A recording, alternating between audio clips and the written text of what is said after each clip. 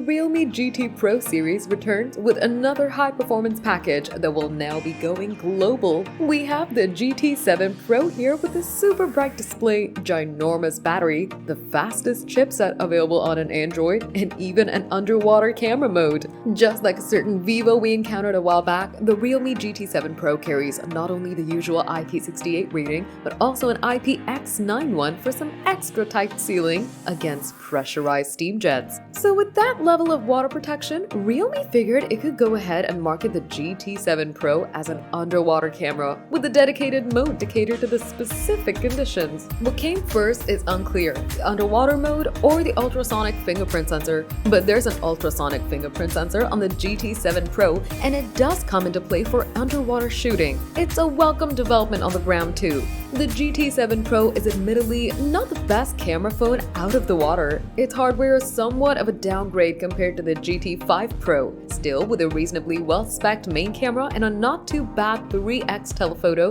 the GT7 Pro isn't to be dismissed by casual picture takers. Then of course, there's the brand new Snapdragon 8 Elite, Qualcomm's latest top-tier chipset with in-house designed CPU cores that should be a bit more than the average generational improvement we've gotten used to recently. Realme didn't stop there though and packed a whopping 6,500 mAh battery inside the GT7 Pro, a silicone carbon type unit that doesn't push the handset size and weight beyond what's reasonable, but does offer more juice than competitors. The Dolby Vision capable 6.78-inch OLED display with up to 6,000 nits of brightness doesn't sound too shabby either. There's a lot to like in this phone. Just a quick note, Realme is adamant that we call the global version GT7 Pro with a space before the 7. Their official Chinese pages for what's essentially the very same model still go without the space, so perhaps that's some sort of an attempt to differentiate the two versions. Realme isn't doing anything crazy with the GT7 Pro's retail packaging or box contents. It's a standard-sized black box with all the bases covered from the get-go. You get a 120-watt charging adapter and a cable to go with it, labeled with an 8A marking. Also included is a protective case, a fairly basic gray plastic one that will hide the nice body color and finish,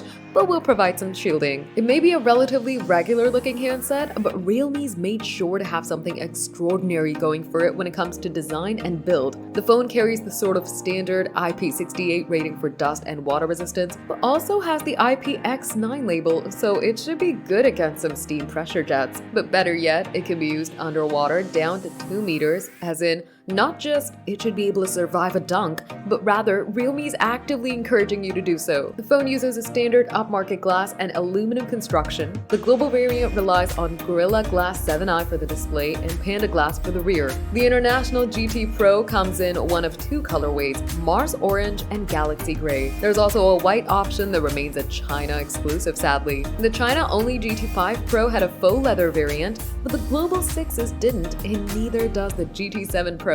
It's glass on both. The GT7 Pro has a 6.78-inch display. This has become an oddly standard size. It's an Eco 2 LTPO OLED panel from Samsung with a 120Hz refresh rate, extra high max brightness, and Dolby Vision support. The resolution is 1220 by 2670px, which works out to 450 ppi in 19.8 to 9 aspect ratio. Realme promises up to 6,000 nits of peak brightness in HDR applications, 2,000 nits global maximum brightness, and 1,000 nits on the slider. The promo materials also mention 120% DCI P3 coverage, DC dimming, 2600Hz touch sampling, and all sorts of eye care certifications. It supports refresh rates in the 1 to 120Hz range, and it'll pick up what deems most appropriate for each use case. We also found it refuses to drop below 60Hz in dim environments, even with brightness manually dialed way up, which was a moderately curious observation. It complies with all major HDR standards, including Dolby Vision. The GT7 Pro, at least in the version we have for review, is powered by a 6,500 mAh battery. Quite the number indeed. Realme has named this a Titan battery, and it's that newish type of tech with a silicone carbon anode. Realme says that this is the largest capacity for that battery type in the industry. It can support up to 120-watt charging and comes bundled with an adapter with the same rating. It quotes a 37 minute empty to full time and 50% in just 13 minutes, which is pretty impressive for a 6,500 mAh battery pack. In our testing, the GT7 Pro peaked at around 95 watt very briefly at the start of the process and then dropped to 80 watt for the next few minutes. We timed the charging to 100% from just after power on with an empty battery at 35 minutes. Some 12 minutes after the phone powered on, we already were looking at 50% in the battery indicator. It doesn't feature wireless charging. The GT5 Pro before it did have that checkmark in its spec sheet, but it was the only Realme ever to do so. It's got a hybrid stereo speaker setup with one speaker on the bottom and another one up on top. The second one has a slit above the display for earpiece duty. The Realme GT7 Pro is running Android 15, augmented by a layer of Realme UI 6.0, an alter ego of the color OS we expect to see on the Oppo Find X8 pair. A hat full of features with AI in their names are now part of the package too. Realme's decided to call the GT7 Pro the dark horse of AI in the industry for reasons that can't fully fathom, but there have to be AI bits to warrant that. It's one of the first smartphones we encounter with a Snapdragon 8 Elite chipset inside. Qualcomm's latest isn't simply another in the long line of incremental improvements, but rather an all-new custom design. In China, the GT7 Pro comes in 5 memory variants ranging from 12GB of RAM and 256GB of storage